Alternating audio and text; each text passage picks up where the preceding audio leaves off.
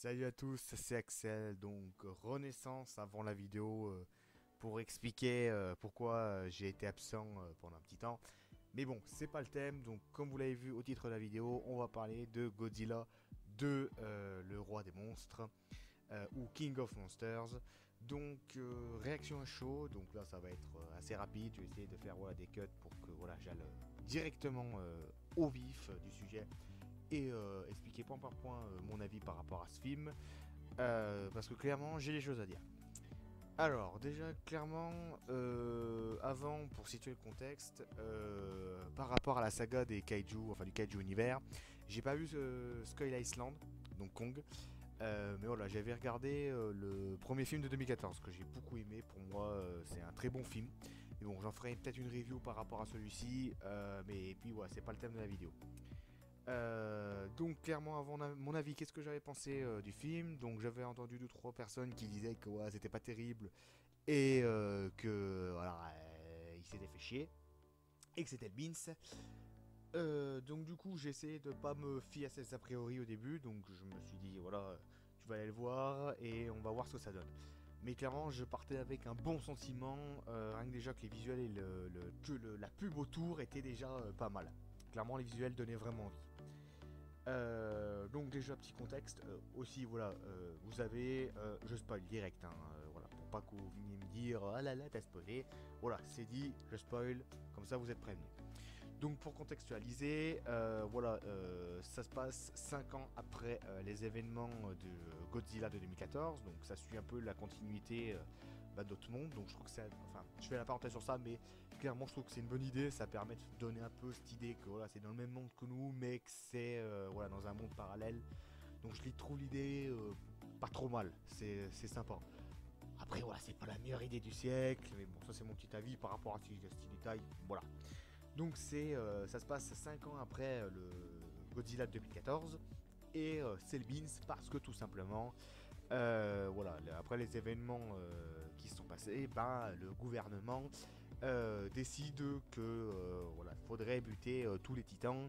Voilà, qui sont plus nombreux que prévu et aussi d'ailleurs fermer on va dire la société, enfin l'organisation monarque, parce que société, ouais, non, c'est pas tel terme, trop le terme, qui voilà, protège et sécurise et voilà, localise ces titans. Ce qui fait un peu penser d'ailleurs à la fondation SCP pour les connaisseurs. Et toute l'intrigue va être justement sur le sort de petits trucs, tellement ça m'a pas marqué, sur voilà, le petit transmetteur qui permet de parler aux titans. Et la famille composée voilà, de la petite fille aussi que j'ai oublié le nom, la mère et le père. Voilà, parce que justement, ils ont perdu leur jeune fils pendant les événements de 2014. Et ça va un peu être par rapport à ça. Donc clairement, je vais d'abord parler du point mais qui m'a mais le plus touché et que je trouve génial dans ce film, la musique. Clairement, c'est le film qui m'a fait le plus frissonner, avoir la chair de poule depuis longtemps. Et pour cause, la musique, mais clairement pour moi, c'est l'un des meilleurs points de ce film. La musique est juste magnifique. Dans tous les moments, on a vraiment la sensation, enfin par exemple les musiques où on a les combats de titans, on a vraiment cette sensation de d'épique, de quelque chose de, voilà, de grand qui se bat et que l'humanité peut rien faire parce que justement elle est trop petite. Vraiment, on a cette sensation de supériorité et de puissance. Clairement, j'ai pas les mots pour dire à quel point c'est magnifique. Et puis le thème de 1954. Clairement, c'est là le moment, à mon avis, où j'ai chopé la plus la chair de poule. Clairement, je dis bravo pour avoir mis ça parce que pour moi, c'est un joli clin d'œil aux vrais fans de Godzilla qui voilà, ont regardé le film de 1954. Clairement, c'est pour moi la musique est l'un des meilleurs points de ce film.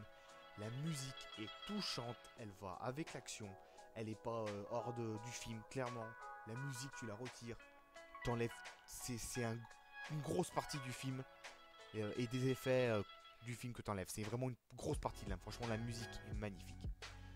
Au niveau des visuels aussi, deuxième point fort, les visuels. Purée, mais là pour Godzilla, mais les plans iconiques, mais pleuve, c'est un truc de malade. La scène sous on va dire le petit bunker sous l'eau que Godzilla se ramène et fait ces petits effets d'étincelles avec les flammes dans le dos. La scène finale où Godzilla justement est en Fire Godzilla. Tout dans ce film a des plans iconiques. Clairement, les renaissances de chaque kaiju, de chaque titan est juste magnifique. L'arrivée de Rodan, l'arrivée de Mothra, la transformation de Mothra, l'arrivée de King Ghidorah, Godzilla, tout, il y a que des plans iconiques et je crois que ça s'appelle la photographie, mais purée, mais chaque plan est magnifique. La naissance de Mothra encore une fois, enfin surtout Mothra, de toute façon la plupart du temps les plans de Mothra, que ce soit limite je crois dans la plupart des films de Godzilla sont juste magnifiques, enfin, de souvenirs. Mais là, ça n'a jamais été autant vrai. Mothra est sublime. Franchement, j'ai jamais vu des plans dans les kaiju aussi beaux. Enfin, là, je dis vraiment ça sous l'effet, parce que là, je fais à chaud. Mais clairement, la, la photographie est magnifique dans ce film. Clairement, il y a plein de plans iconiques. Et clairement, c'est un des points forts de ce film. Les plans, les effets spéciaux sont juste superbement réalisés. Bon, à part un détail que je pourrais dire par rapport, c'est voilà, des fois les kaiju, enfin les titans, sont un peu à taille variable. Un point qui m'a particulièrement choqué et m'a tapé dans l'œil, c'est l'attaque de King Ghidorah quand l'avion ne décolle pas et qu'il va attaquer je sais pas comment on appelle ça, on va dire l'hélicoptère avion de l'armée, voilà, quand il s'est réveillé et qu'il attaque le hublot. King Ghidorah, voilà, sa tête devient, on va dire, quasiment la même taille que le hublot. Voilà, donc à part 2-3 détails comme ça où les kaiju changent un peu de taille, clairement, voilà, la photographie et les plans de ce film sont juste parfaits. Respect des kaiju, surtout aussi je dirais. Ça, je pense que c'est un terme qu'on peut pas l'enlever. Clairement, ça j'y reviendrai aussi un peu plus tard, mais clairement, la personne qui a fait ce film, quand je suis ressorti, j'avais cette impression que j'ai été avec un gars qui m'a dit j'ai aimé les kaiju, j'aime l'univers Godzilla, et franchement, je vais essayer de te faire un bon film. Voilà, un film qui te touchera, toi si t'es par exemple un fan de Godzilla, ou même pas même si t'es pas un grand fan, je vais essayer de te faire aimer justement ces kaiju.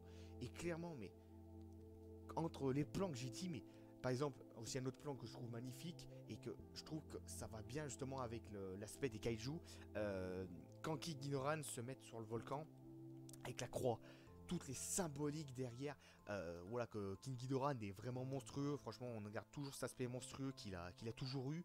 Rodan aussi magnifique. Mothra, encore une fois, toujours aussi lumineux et magnifique. Godzilla, toujours fidèle à lui-même, mais clairement, le respect de l'univers de Godzilla est présent. C'est la personne a voulu vraiment, le réalisateur a voulu vraiment être, voilà, faire plaisir aux fans de Godzilla en faisant un bon film. Clairement, le respect de l'univers et de Godzilla a été vraiment bien fait. Franchement, sur le respect de l'univers Godzilla, j'ai rien à dire. Voilà. Donc, je vais passer. Ouais, je donne pas beaucoup de détails, mais bon, voilà, j'ai pas évité de reproduire ce qui s'était passé avec la vidéo de JO, voilà, de mettre 3 heures. Voilà, j'essaie d'être le plus rapide, concis et vraiment donner pour moi les points forts et les points faibles. Marik, voilà, certains diront ouais, il faut que tu argumentes plus, mais bon, voilà, le truc c'est que si j'argumente pendant 3 heures, voilà, la majeure partie des personnes vont voilà, quitter la vidéo et là déjà je pense qu'elle va bien faire limite une quinzaine de minutes. Voilà, je vais essayer quand même d'être le plus rapide. Et du coup, pour moi, ce qui est le point faible du film, c'est le scénario. Clairement, le scénario et les personnages. Oh, purée, les personnages et le scénario. Oh là là, c'est vraiment le point faible de ce film. Des fois, on a l'impression que vraiment les personnages sont en mode. En fait, ils sont débranchés d'un seul coup, que leur logique est débranchée. C'est-à-dire que par exemple, le coup de la mère qui voilà, en fait, rejoint les ennemis, enfin les éco-terroristes, bah, ça a pas de sens dans un sens. Enfin, même qu'on explique un peu plus tard que d'où le fait qu'elle fait ça, enfin, c'est débile parce que quelques temps plus tard, après, elle rechange. Donc bon, certains vont me dire ouais, mais c'est voilà, elle a été sous le choc, que voilà, elle a perdu son enfant, du coup, elle essaie de trouver une solution. Ouais, mais le truc, c'est que par exemple, bah, pour ressortir cette scène là où justement ils sont sur le pont, bah, la fille aussi, elle va pas vers son père. Et clairement, il y aurait eu d'autres façons au pire que voilà, elle veut libérer tous les kaiju, il y aurait eu d'autres façons de le faire. Parce que surtout que voilà, avec les éco-terroristes, c'est pas bien, je pense, la meilleure des organisations pour l'aider. Surtout que voilà, t'as Monarch juste à côté. Donc clairement, je pense que si elle aurait voulu faire un plan comme ça, il y aurait pu. Enfin, Monarch, elle aurait peut-être pu discuter avec eux. Donc clairement, les éco-terroristes, c'est vraiment le truc qui tombe voilà, sur le. C'est vraiment le cheveu qui tombe sur la soupe. Tu fais. Mais pourquoi c'est débile, voilà. Et vraiment, en plus, surtout que pour à la fin, elles les trahissent. Voilà. Tu regardes, tu fais. Est-ce que ça valait le coup, clairement voilà. C'est débile. Pareil aussi pour revenir sur la fille, voilà, dont j'ai oublié le nom. Mais clairement, pas vraiment d'utilité, à part voilà, qu'elle a volé sur la fin du film et qu'elle sert vraiment juste pour amener le King Ghidorah, voilà, sur, je crois que c'est Manhattan, je sais plus, enfin voilà, dans la ville, voilà, et dans le stade. Clairement, bah, le personnage, bah, il a pas grande utilité et vraiment, je trouve que autant j'ai été touché par les personnages du premier film Godzilla, mais là, enfin, j'ai eu cette impression que genre qu'ils étaient plats.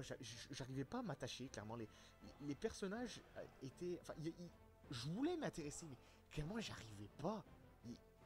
Enfin, je sais pas si c'est le jeune acteur qui faisait ça, mais je sais pas, les personnages ne me donnaient pas envie tant de m'attacher en fait. J'avais l'impression que, je sais pas, ils étaient là sans être là. Enfin, je pense que c'est surtout à mon avis le, le choix, enfin leur choix qui m'ont peut-être fait que je m'y suis peut-être pas accroché, voilà. Parce que autant j'ai oublié le nom là, joué par l'acteur asiatique qui était déjà dans le premier film Godzilla.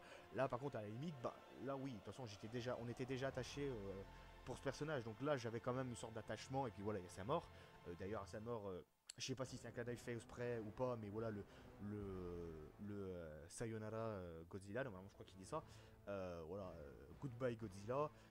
Je sais pas si c'est un clin d'œil à la chanson Goodbye Godzilla, mais bon, aussi voilà, ça je vais venir après. Mais voilà, clairement, les personnages et le scénario, voilà, qui des fois sont en mode, il faut que ce soit un peu un truc stupide, enfin voilà, un peu illogique. Voilà. Et puis au niveau du message, voilà, on est sur voilà, les humains ils sont méchants, gna gna gna, donc pas tant dans l'originalité, mais clairement le spectacle, la musique et les visuels. Enfin, après, je vais pas nous dire que le scénario est totalement tout acheté, mais voilà, il y a quelques petits trucs qui font bah, que voilà, le véhicule tank, quoi, que ça tient la route, mais bon, voilà, c'est assez fragile. Donc, clairement, pour moi, c'est un bon film. C'est un bon film, clairement. Je vais pas y cracher dessus. Hein, il y a vraiment une envie de faire un bon film derrière.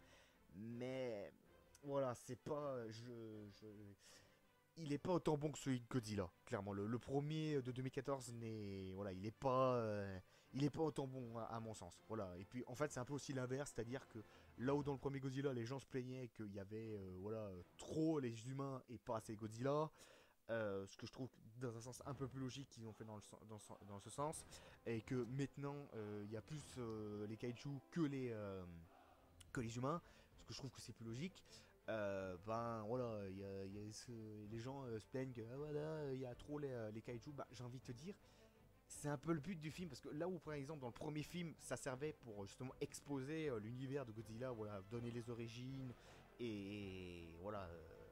Placer un peu la base de l'univers, ben là c'est un peu normal que justement ben, il y a plus les kaiju, puis c'est un peu un peu le but, hein, le roi des monstres, faut bien arriver à caser les scènes de combat.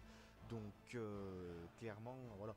Et puis le petit détail que je voudrais dire, par rapport que je trouve que c'est, enfin pour moi il y a eu de l'intention de faire un bon film Godzilla, c'est voilà les références qui pleuvent, que clairement si tu as regardé les films Godzilla, encore moi je les ai pas tous regardés, certains pas en entier et tout, mais clairement, si t'es un fan de Godzilla, t'as toujours voilà, le petit réalisateur qui te donne un petit coup de coude en mode, tu vois, voilà, j'ai essayé de faire un peu comme c'était avant, de voilà, donner un peu cet esprit voilà, de Godzilla. Et voilà, moi aussi j'aime les kaiju, voilà. La référence au film de 54 avec voilà, l'écrit de Godzilla, la musique. voilà, le Goodbye Godzilla que je suppose être voilà, une référence à la musique Goodbye Godzilla. Toutes ces références, voilà, je trouve que c'est vraiment un énorme clin d'œil. Et puis voilà, par exemple aussi les origines, genre les origines de King Ghidorah, voilà. Bon, pour ceux qui ont regardé les films, voilà, de King of the Monster et autres, voilà, vous saviez par exemple au coup d'explosion avec la bombe, voilà, d'oxygène que ça n'allait pas marcher sur lui parce que voilà, King Ghidorah est voilà, d'origine extraterrestre. Donc clairement, toutes ces références, je trouve que c'est, voilà, pour moi c'est une preuve. Certains vont répondre, c'est du fan service, machin. Bah, non, dans ça, c'est respect de l'œuvre. Et puis voilà, t'as ces petits clins d'œil, mais clairement, ils sont pas. Ils gênent pas. C'est vraiment les fans de Godzilla, de la saga, qui vont le voir. Donc clairement, c'est pas gênant. Et puis, même, il y en a certains, voilà, comme par exemple le Goodbye Godzilla, si c'en est vraiment une, encore une fois, c'est vraiment. Faut vraiment connaître les origines de Godzilla des films pour dire, ah bah voilà, du coup, c'est une référence. Donc clairement, ça cache pas du tout le film, sérieusement, voilà, donc faut arrêter de chipoter et dire aïe aïe aïe c'est du fanservice, bah ouais, et alors qu'est-ce que tu t'en plains, t'es le premier normalement à aimer le fanservice, donc voilà, faut arrêter de se voiler la face à un moment, donc voilà, clairement pour moi, si je devais lui donner une note, voilà, ce serait 7 sur 10 parce que clairement on a un bon film, les visuels sont bons, il y a de l'intention de faire un bon film, après est-ce que clairement, voilà, on est du meilleur, en face du meilleur film? Pour moi, on n'est pas en face du meilleur film, voilà, Godzilla. On est, voilà, sur. Si je devais le classer par rapport bon, malheureusement, j'ai vu que Godzilla, donc voilà, dans tout le Kaiju univers, voilà, il y a Kong, Godzilla, ce film et le prochain King Kong vs Godzilla. Clairement, pour moi, il est en dessous du Godzilla 2014, mais il mérite complètement sa place. Et clairement, voilà, pour moi, il y a eu des bonnes intentions. Et pour moi, ce film est bon. Il mérite quand même d'être un peu applaudi parce que clairement, voilà, pour moi, il y a eu des bonnes intentions qui étaient faites pour la réalisation de ce film. Et voilà, il n'est pas acheté. Il est, voilà, il n'est pas non plus à mettre sur le piédestal des meilleurs films au monde. Mais voilà, non plus, voilà, il mérite quand même son succès. Et clairement, voilà, on est en face quand même d'un bon film qui fait honneur voilà, au film Tokusatsu et au kaiju en général. Donc clairement, pour moi, c'est un bon film. Je vous conseille d'aller le voir. Et voilà, autant que si vous soyez fan de Tokusatsu ou même, voilà, euh, pas fan de Tokusatsu, clairement, je vous le conseille, allez le voir, c'est que du bonheur. Voilà, donc c'est tout pour cette vidéo. J'espère que cette vidéo vous aura plu et que vous a permis peut-être de découvrir un autre avis sur Godzilla parce que généralement je vois que des avis négatifs à part certaines exceptions. Donc voilà, clairement dites-moi ce que vous en avez pensé dans les commentaires, hein. Voilà, lâchez un pouce bleu si vous avez aimé cette vidéo. Mec, maintenant ça se fait plus trop de demander les pouces bleus, voilà. Donc la vidéo d'explication pourquoi il y a eu une pause, enfin ce grand désert pendant un certain temps arrive, voilà, faut juste que j'arrive à la monter. Et voilà, on se retrouve très vite pour une prochaine vidéo. Encore une fois, j'espère que celle-ci vous aura plu et que ce film vous aura plu. On se retrouve très vite, c'est Axel, 3, 2, 1, Hendo.